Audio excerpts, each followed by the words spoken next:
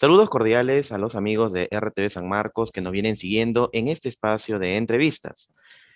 Bien, hoy tenemos la grata compañía del doctor Félix de Moya Anegón, quien es el fundador del grupo de investigaciones Shimago y que anualmente publica unos rankings internacionales que evalúan los avances en investigación, innovación e impacto social en las universidades. Así que para conocer cómo le va a nuestra universidad, vamos a darle la bienvenida al doctor Félix de Moya y muchas gracias por estar con nosotros. Encantado y a su disposición. Doctor de Moya, sabemos que nuestra universidad, la Decana de América y pionera en investigación, ha ido escalando puestos en los últimos rankings que ustedes han publicado. ¿Cómo podríamos evaluar la situación actual de San Marcos en este ranking? Bueno, para empezar y para dar una cierta información de contexto que puede ser útil para poder entender más la respuesta que les voy a dar, quisiera primero decirles que en realidad nosotros hacemos dos rankings. Uno de carácter global, que afecta a instituciones de todo el mundo, de todos los países del mundo, y que se trata de un ranking de instituciones que una parte importante de su actividad es la investigación. Y luego hacemos un ranking específicamente iberoamericano. Los dos rankings tienen metodologías distintas. El ranking global es un ranking mucho más selectivo que el ranking iberoamericano, que es muy inclusivo, incluye todas las instituciones académicas que han conseguido generar algún resultado de investigación, por ínfimo que sea, a lo largo de el último año. Y sin embargo, el ranking global es un ranking que es más exigente, porque solo entran en ese ranking global las instituciones que al menos en el último año han conseguido generar 100 trabajos de investigación con visibilidad internacional. Esto lo digo a efectos de que se entienda cuál es el proceso de selección que, al menos en lo que tiene que ver con el ranking global, seguimos. Y ahora paso a responder específicamente a su pregunta. El ranking de universidades, específicamente peruanas, el que tiene carácter global, contiene en este momento 13 universidades, que son las 13 universidades que han conseguido superar ese umbral productivo del que les hablaba hace un momento. Es decir, han conseguido producir más de 100 trabajos con visibilidad internacional en el último año. La Universidad Nacional Mayor de San Marcos está en posición 4 este año, posición 4 del país, de las 13 instituciones que han superado ese umbral. Y ha mantenido siempre una posición destacada en las sucesivas entregas del ranking a lo largo de los años, porque sobre todo en lo que tiene que ver con investigación, pues la Universidad Nacional Mayor de San Marcos es una universidad que ha tenido resultados crecientes, en particular a partir del año 2018, hasta entre el año 2014 y el año 2018 se mantuvo en un rango de crecimiento moderado y anteriormente había crecido también muy significativamente desde el 2009 que venimos haciendo el ranking hasta el 2014 creció fuertemente, luego suavizó su crecimiento hasta el 2018 y creció fuertemente del 18 al 19 y se ha mantenido en una posición más o menos estable del 19 hasta ahora. Es decir, siempre ha sido una universidad que estaba, obviamente, entre las 4 o 5 primeras del país, variando su posición dependiendo del año, unas veces en una posición algo mejor y otras veces llegando a esa posición quinta que le digo, y el resto de los años siempre en posiciones entre las tres primeras del país. Ujú. Doctor de Moya, ahora entremos a hablar más específicamente sobre los criterios, indicadores, variables y metodologías que aplican desde el grupo de investigación para calificar la producción científica de las universidades y en este caso en San Marcos, obviamente. Mm. Sí, bueno, en realidad nosotros en el ranking global utilizamos un conjunto de 18 variables para medir las universidades. Esas 18 variables se subdividen en tres grupos eh, que tienen pesos, ponderaciones diferentes y que son las variables que tienen que ver específicamente con la investigación, las que tienen que ver con la innovación y las que tienen que ver con el impacto social. Eh, en la determinación de cuál va a ser la posición de la universidad, esos tres factores tienen pesos diferenciales. La investigación pesa el 50%, la innovación el 30% y el impacto social el 20%. Bueno, las posiciones realmente en las que la Universidad Nacional Mayor de San Marcos ha mejorado más, como les decía hace un momento, son las que tienen que ver con el factor investigación.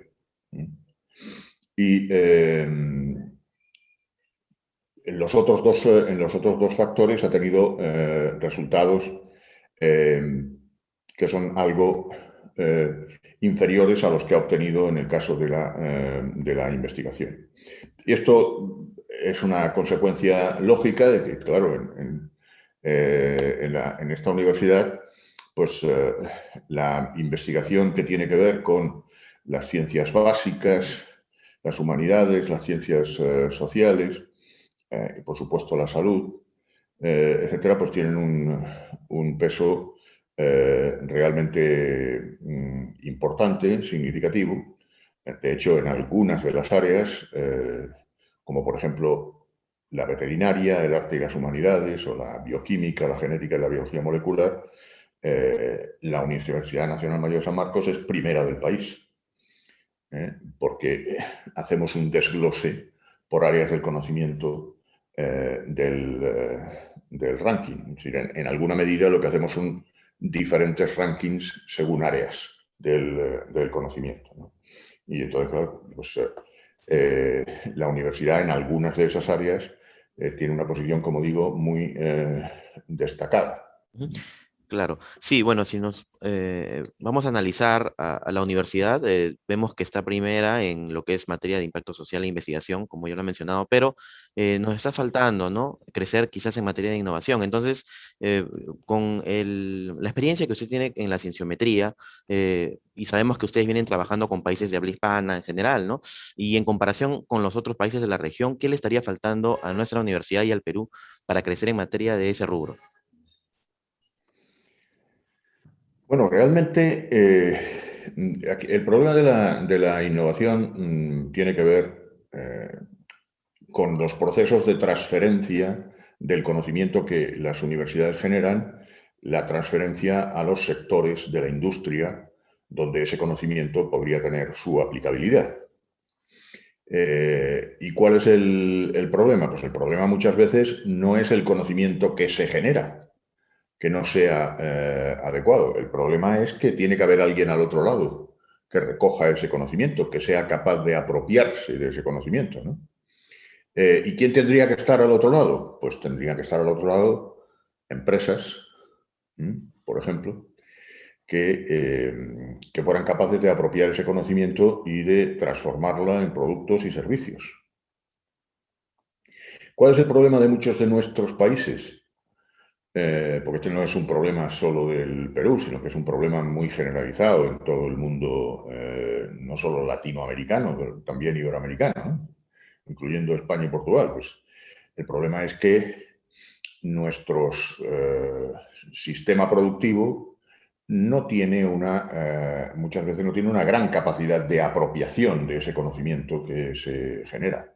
De hecho, nosotros nos hemos dedicado a medir cómo el conocimiento generado por las universidades muchas veces termina siendo apropiado por empresas que están fuera del país.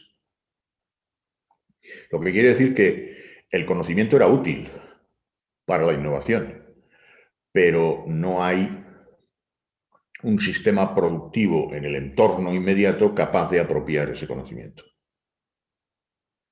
Y esto da lugar, como es lógico, a que el factor innovación pues tenga unos resultados más flojos, ¿no? Claro. Que el de investigación, por ejemplo. Bien, bien, doctor. Bueno, sí, comprendo muy bien. Ahora, hablemos de calidad y cantidad, ¿no? Porque, bueno, y esta pregunta va ligada a la anterior, ¿no? Se sabe que por la pandemia, que ya pues es un tema que es mundial, ¿no? Que estamos todos padeciendo, muchos trabajos científicos han quedado estancados, ¿no? Y puesto que muchos de ellos necesitan de un trabajo en campo, ¿no? Para realizar sus investigaciones. Entonces, de acuerdo a eso, ¿qué criterio al respecto viene aplicando el grupo de investigación CIMAGO para apoyar a esas investigaciones y que puedan culminar, ¿no? Con sus trabajos?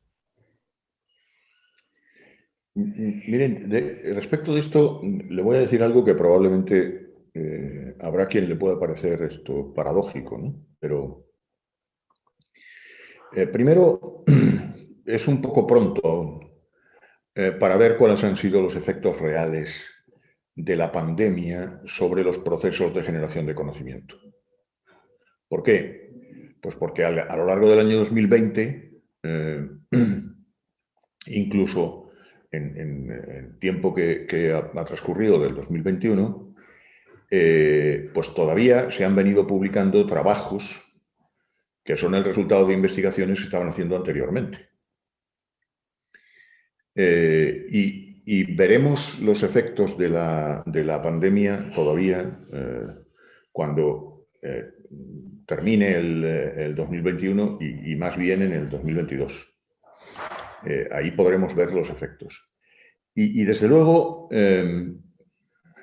lo que no se puede hacer es una asociación que me parece que algunos analistas están haciendo entre la recesión económica a la que ha conducido la pandemia en muchos países y efectos negativos en los procesos de generación de conocimiento.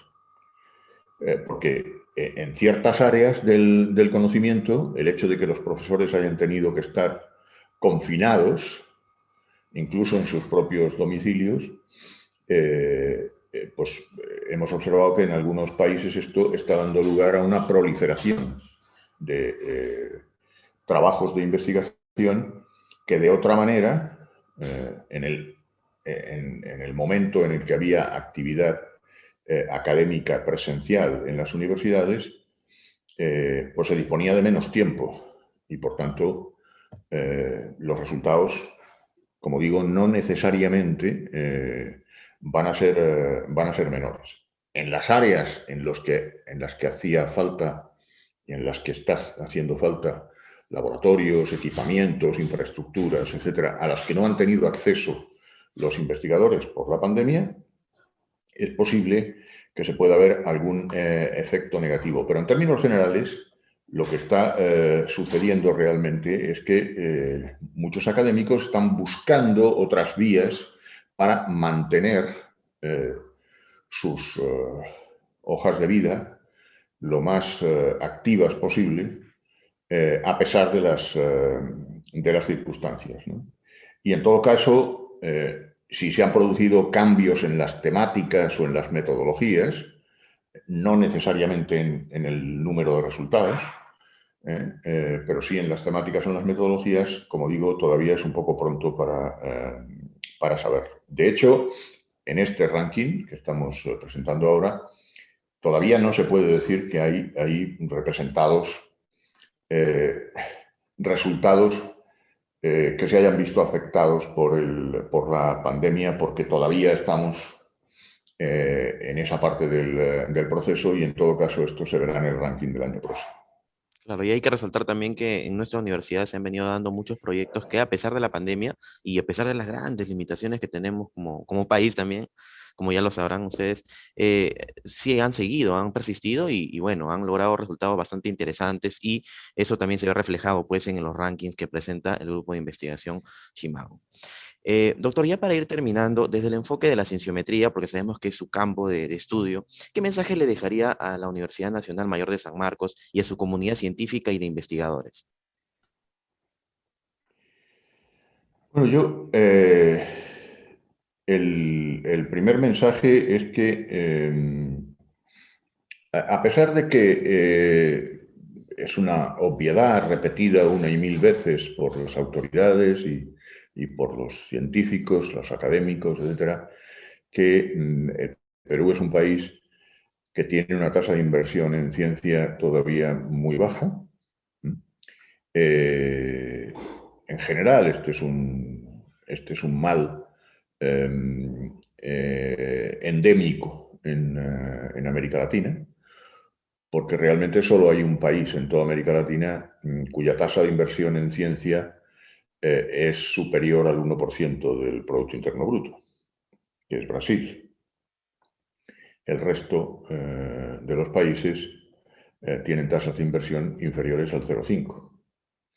Claro, con esas tasas de inversión, mm, a pesar de los esfuerzos que se han hecho por parte de las instituciones académicas, sobre todo para incrementar la producción científica, pues evidentemente, como digo, esos resultados son muy escasos todavía. En este momento, Perú, que ha crecido fuertemente en producción científica en los últimos años, eh, en en el año 2020 tiene una tasa de producción de exactamente,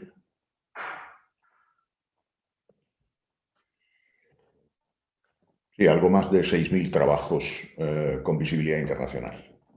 Esto, para un país como Perú, con un sistema universitario como el que tiene, pues es una tasa baja.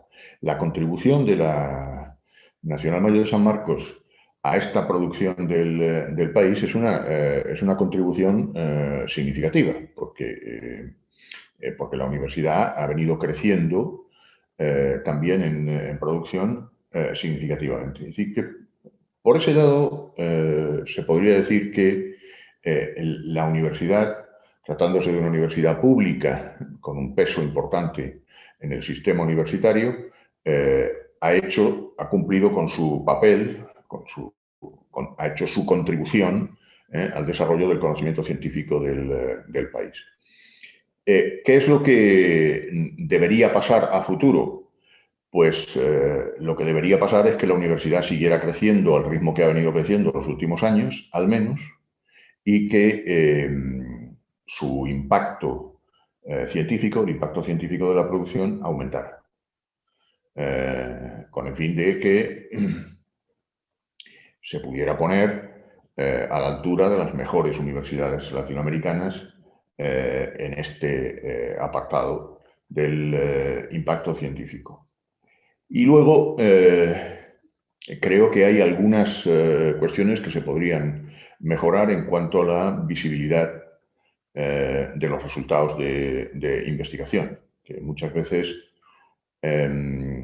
no son suficientemente visibles, aunque son resultados interesantes, conocidos por las comunidades científicas, pero tienen poca traslación a la sociedad en su conjunto.